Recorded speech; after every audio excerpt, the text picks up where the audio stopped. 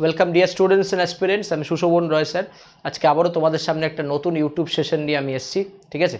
আচ্ছা, তোমাদের সেশন শুরু করার আগে কতগুলো কথা আমি বলে দিতে চাই। আজকে একটু টেকনিক্যাল প্রবলেমের জন্য ক্লাসটা একটু লেট হলো, অসুবিধা নেই কোনো। তো দ্য থিং ইজ দ্যাট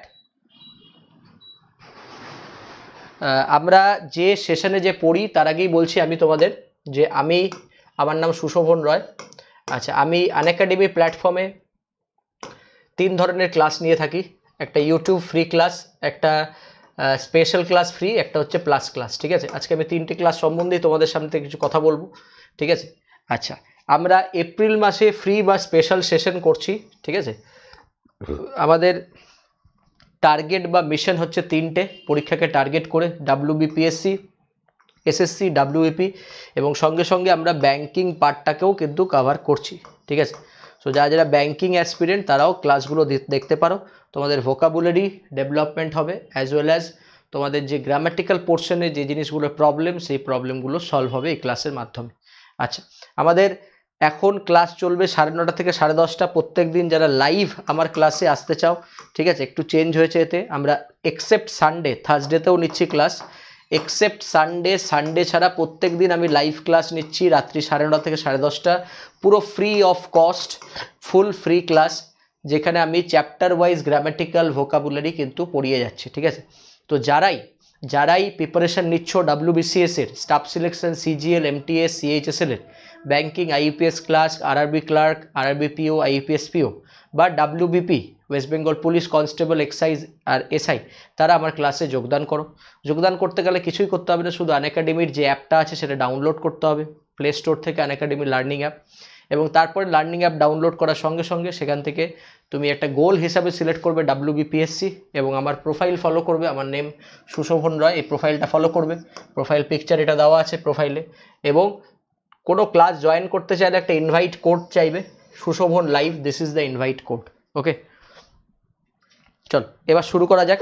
আজকে আমরা একটা খুব ইম্পর্টেন্ট সেশন পড়বো, সেই সেশনটার নাম হচ্ছে কোয়েশ্চেন ট্যাগ, ঠিক আছে।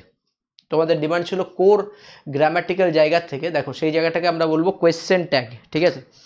কোয়েশ্চেন ট্যাগ এরই আরেকটা নাম আমরা পাই ট্যাগ কোয়েশ্চেন, কোয়েশ্চেন ট্যাগ বা tag question.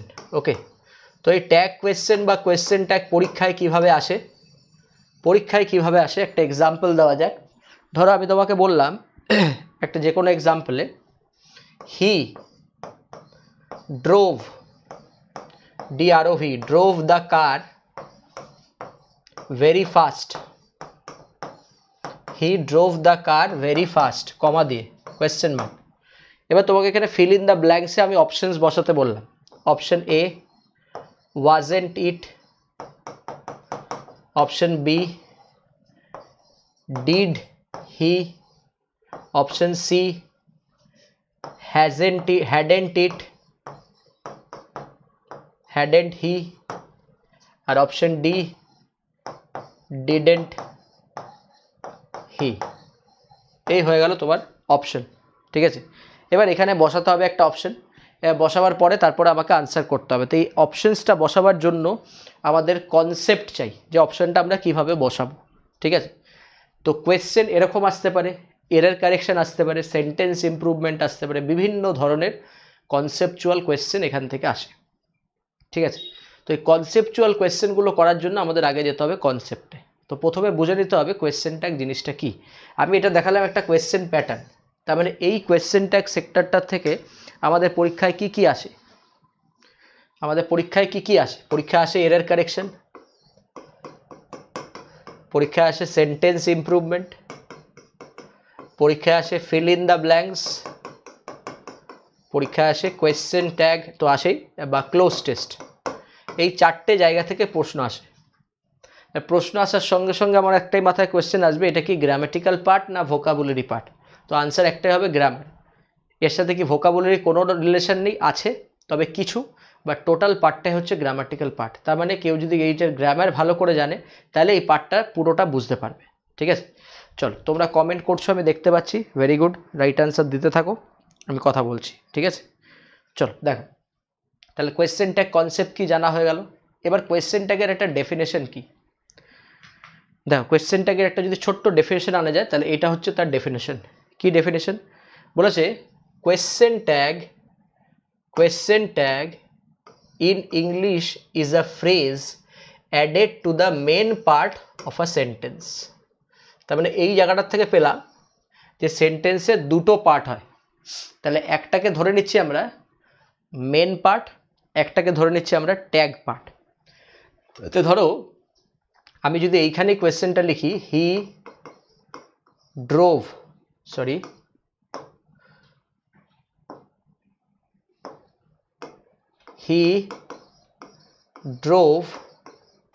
the car very fast,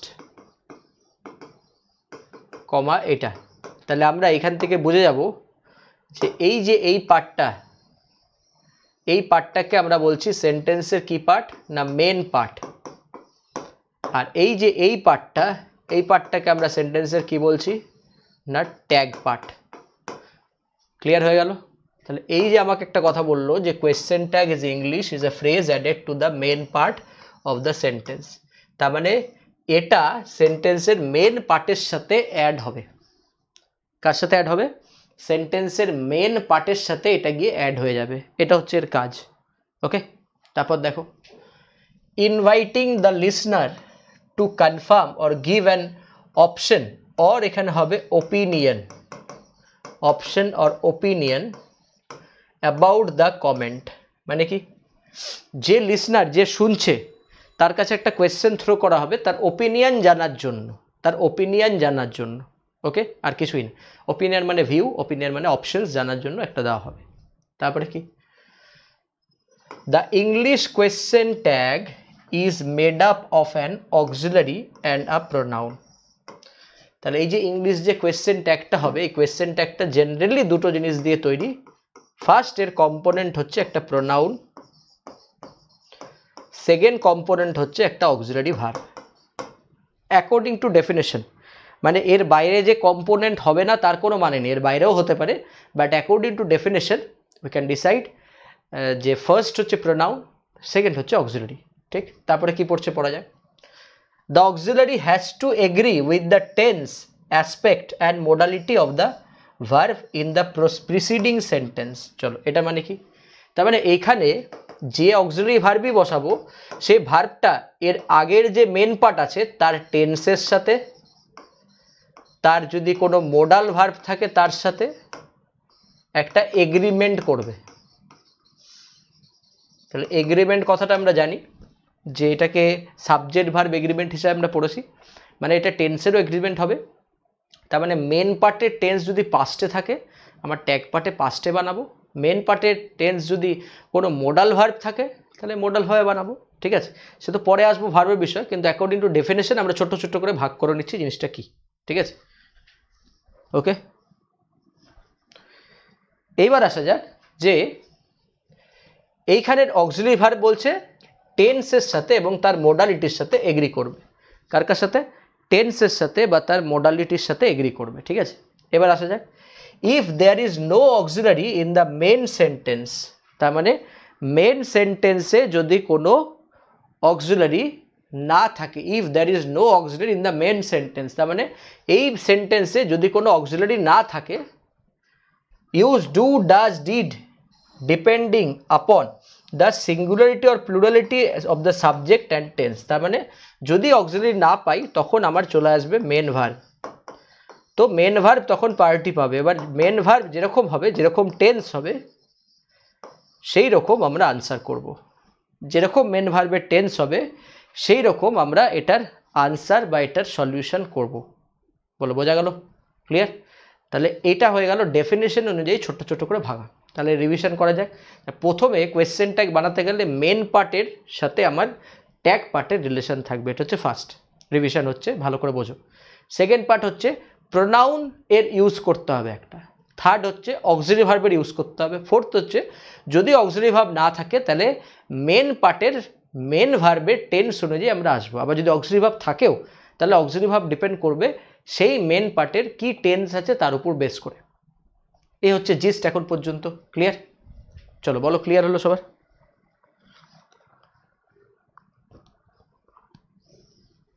okay fine, চলো এবার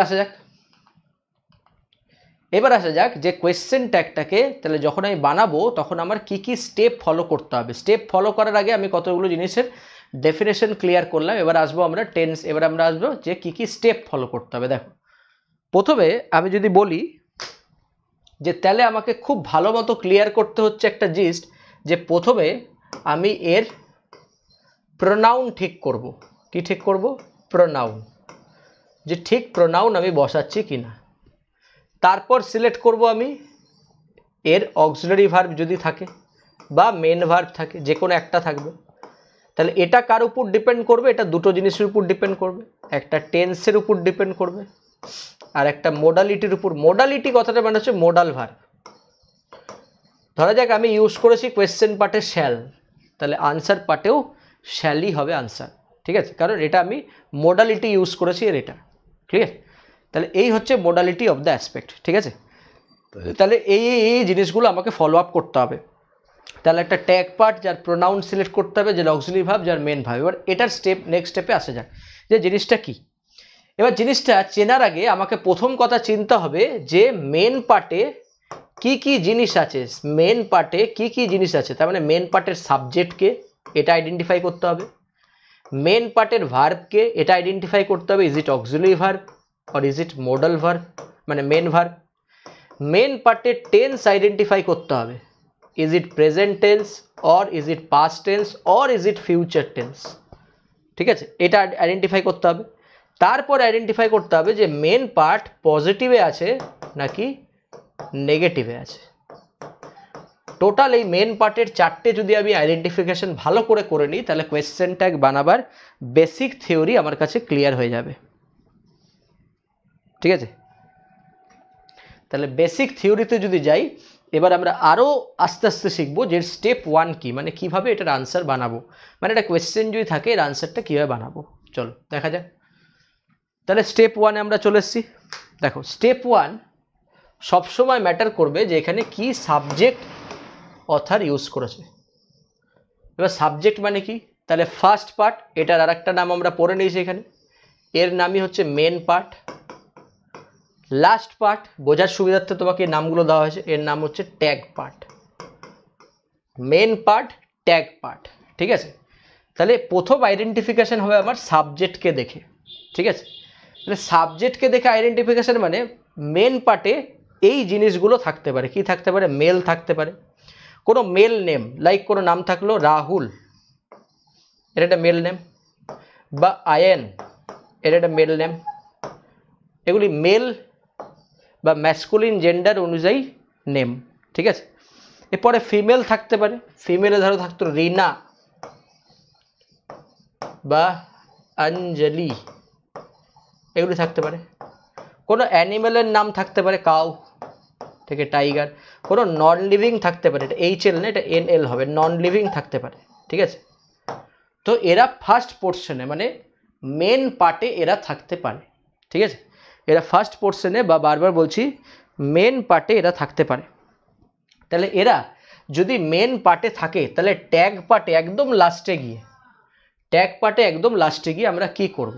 যেমন ধরো ওখানে কোয়েশ্চেন ছিল he drove the car very fast, কি দিয়েছিল? হি, তারপরে যা যা ছিল, তারপরে কমা ছিল, তারপরে ক্যাপ ছিল, এটা ছিল, তাহলে এটা হি আছে। তাহলে হিটা কি নিজে নাউন না প্রোনাউন? নিজেকেই প্রশ্ন করো, এটা প্রোনাউন আছে।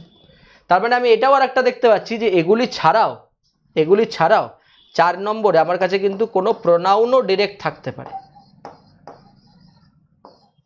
তার মানে প্রোনাউন যদি থাকে তাহলে আমি একটু এখানে লিখি প্রোনাউন কি কি থাকবে। প্রোনাউন যদি থাকে তাহলে ধরো এটা হচ্ছে মেন পার্ট, এটা ট্যাগ পার্ট। খুব আস্তে আস্তে পড়াচ্ছি, ভালো করে বুঝবে। তাই যদি প্রোনাউন থাকে, ধরা যাক এখানে একটা প্রোনাউন থাকলো হি, ধরা যাক কোনো প্রোনাউন থাকতে পারে শি, কোনো প্রোনাউন থাকতে পারে ইউ, কোনো প্রোনাউন থাকতে পারে দে, ঠিক আছে। তার মানে এখানে মেন পার্টে কি কি থাকতে পারে? একটা তো থাকতে পারে নাউনগুলো, আবার একটা থাকতে পারে প্রোনাউন। তাহলে ট্যাগ পার্টে এরা কি কি হবে? ঠিক আছে, প্রশ্ন হচ্ছে ট্যাগ পার্টে এরা কি কি হবে। তাহলে যদি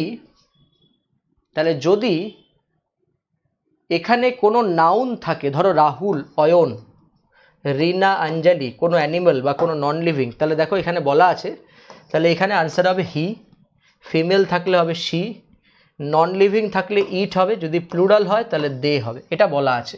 ঠিক আছে, এ বলা আছে মানে এটা কি, এরকম কেন হবে, কি কারণ?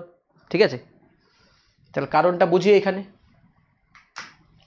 কারণটা বুঝতে গেলে তাহলে আমাকে আবার একটু আসতে হবে একটা জায়গায়। তাহলে আমি ট্যাগ পার্টটা এখানে একটু মুছলাম,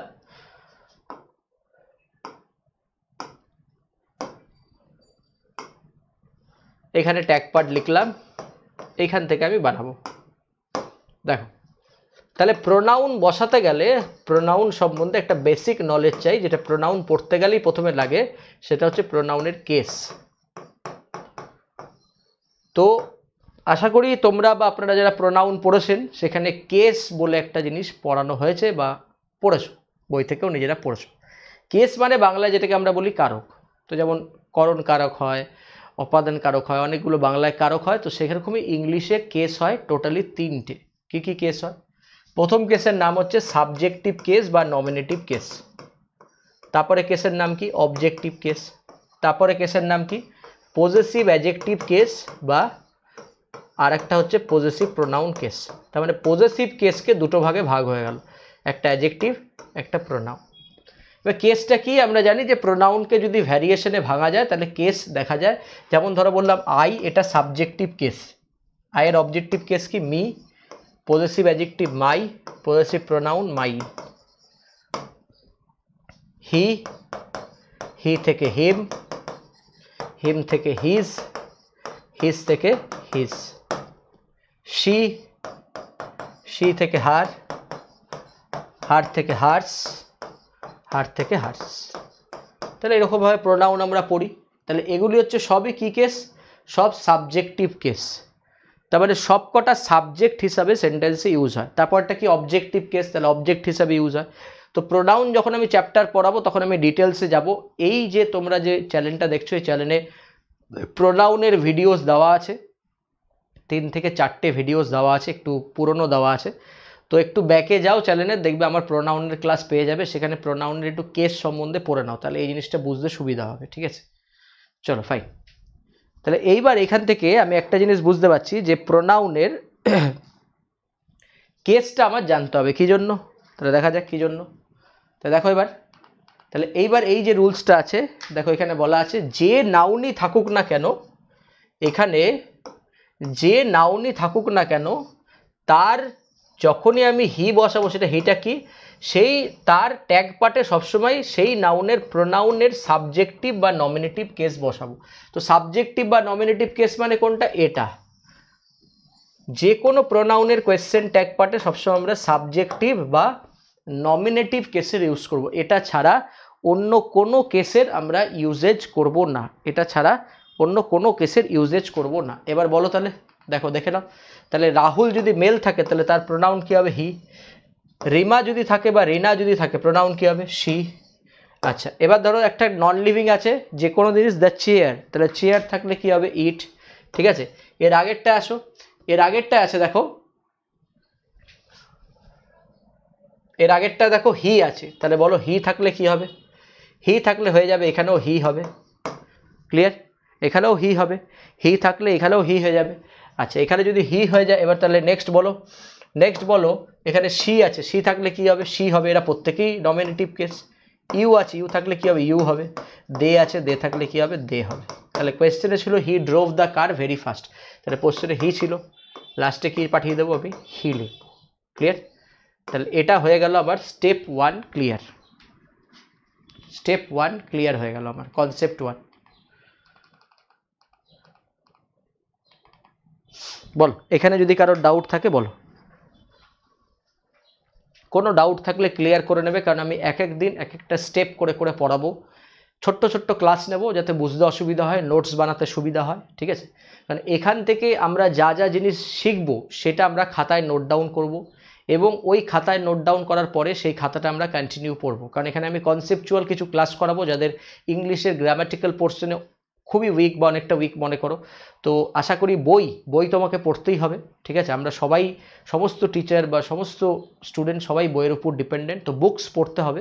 তো আমি তোমাদের সাজেশন দেবো এখান থেকে দুটো বই, একটা আছে Dhillon group of publication DGP, আর একটা আছে আরিয়ান্তের এসপি বক্সি। এই দুটো বইকে পাশে রেখে পড়তে থাকো, তোমার কোয়েশ্চেন ট্যাগ কেন যে কোনো টপিক তোমার ক্লিয়ার হয়ে যাবে, ঠিক আছে। এই দুটো টেক্সট বই খুব ভালো টেক্সট বই অ্যাকর্ডিং টু মি।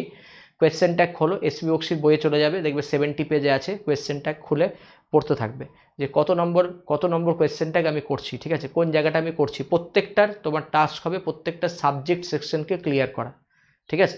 তাহলে কোয়েশ্চেন ট্যাগ কী, সাবজেক্ট পার্ট কী, আমরা এতটুকু এই ভিডিওটার মাধ্যমে ক্লিয়ার করলাম। এবং এই ভিডিওটার মাধ্যমে এর যে নেক্সট পর্বটা আসবে সেখানে থাকবে হচ্ছে গিয়ে এর পজিটিভ নেগেটিভ কী কী আসে, এর ভার্ব কী কী আসে। তাই ভার্ব চেনার জন্য আমি কতগুলো ক্লু দিয়ে এখনই রাখবো তোমাকে, যে ভার্ব চেনার জন্য তোমাকে কি পড়তে হবে সেটাও আমি বলে দিচ্ছি, দেখতে থাকো। তাহলে এখান থেকে একবার রিভিশন, বোঝা গেছো, মেল থাকলে হি, শি, দে, ইট, ঠিক আছে। এটাও সেমভাবে, যদি প্রোনাউন থাকে হি থাকলে হি, যদি কোনো প্রোনাউন থাকে এরকমভাবে আমরা আনসার করব। তাহলে এইবার দেখো, সবসময় ভার্ব পড়তে গেলে তোমাকে আগে জানতে হবে একটা জিনিস, সেটা কি, সেটা হচ্ছে সেই ভার্বের মেন ভার্ব কাকে বলে, অক্সিলারি ভার্ব কাকে বলে, ঠিক আছে। সবসময় এই জিনিসটা পড়ে নিজে কমপ্লিট রাখবে যে মেন ভার্ব আমি কাকে বলছি আর অক্সিলারি ভার্ব আমি কাকে বলছি। মেন ভার্বের আরেকটা নাম কি, প্রিন্সিপাল ভার্ব, ঠিক আছে। এই ভার্ব দেখার জন্য আমি তোমাকে বলবো, এইটা স্টেপটা শুরু করতে গেলে, এই জিনিসটা পুরোটা বোঝাতে গেলে তোমার ভার্বের সম্বন্ধে কিছু বেসিক্স নলেজ লাগবে। আবারও বলছি, এই চ্যানেলের এই লাস্টের দিকে চলে যাও, সেখানে তুমি ভার্বের ক্লাস পেয়ে যাবে। 5টা ক্লাস নিয়েছি আমি ভার্বে, সেই 5টা ক্লাস দেখে ফেলো যে মেন ভার্ব কাকে বলে, মেন ভার্বের কটা ফর্ম হয়, অক্সিলারি ভার্ব কাকে বলে, অক্সিলারি ভার্বের মধ্যে প্রাইমারি অক্সিলারি কাকে বলে, মোডাল অক্সিলারি কাকে বলে, মার্জিনাল অক্সিলারি কাকে বলে, ঠিক আছে। হ্যাভ ভার্ব কি, ডু ভার্ব কি, হ্যাজ ভার্ব কি, এগুলি প্রত্যেকটা দেখে নাও, প্রত্যেকটা দেখে প্রত্যেকটা পড়ে ফেলো, ঠিক আছে। তাহলে তোমার কনসেপ্ট ফুল ক্লিয়ার হয়ে যাবে ভার্ব সম্বন্ধে, ফুল ক্লিয়ার হয়ে যাবে প্রোনাউন সম্বন্ধে। তাহলে আমার নেক্সট ক্লাসে এসে পড়াতে আমার সুবিধা হবে। ওকে, তো সবাইকে থ্যাংক ইউ ক্লাসটা দেখার জন্য। আজকের ক্লাসটা এতটাই নেব আমি। নেক্সট ক্লাস যেটা নেব তার জন্য বাড়িতে কাজ দিয়ে রাখলাম, কোয়েশ্চেন ট্যাগ 70 পেজে, আরিয়ান্তের থেকে ভার্ব পড়ো, আরিয়ান্তের থেকে প্রোনাউন পড়ো, সঙ্গে সঙ্গে ভিডিওসের এই ক্লাসগুলো দেখো, ঠিক আছে। আশা করি কমেন্টে জানাবে তোমাদের ক্লাসগুলো কেমন লাগছে এবং তোমাদের ডিমান্ডগুলো ফুলফিল হচ্ছে কেন। কারণ আমাকে বলেছিল স্যার গ্রামাটিক্যালের উপর কোনো ক্লাস দিলে ভালো হয়, তো তাই তোমাদের গ্রামাটিক্যালের উপরে ছোট্ট ছোট্ট একদম পুরো কনসেপ্টের উপর আমি ক্লাস দেবো। আজকে যেমন কোয়েশ্চেন ট্যাগ আমরা কনসেপ্ট 1 শেষ করলাম, কোয়েশ্চেন ট্যাগ কী তার পার্ট 1 কী। নেক্সট আমরা নেক্সট ক্লাসে ডেসক্রিপটিভ ওয়েতে যাবো, যে কোয়েশ্চেন ট্যাগের ডেসক্রিপটিভ ম্যাটার কী এবং তার পার্ট 2তে ভার্বের বিষয়গুলো কী কী। আরও একবার জানিয়ে রাখি, তোমরা আমার আনএকাডেমির ফ্রি ক্লাসগুলো করো, লাইভ ক্লাসগুলো করো, সঙ্গে থাকো এবং সঙ্গে থাকে দেখতে থাকো, ঠিক আছে। আজকের মতো ক্লাস এতটাই।